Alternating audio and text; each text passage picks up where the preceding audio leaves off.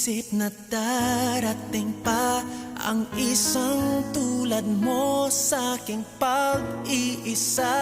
At ngayon buhay ko ay nagbago, ito'y dahil sa'yo.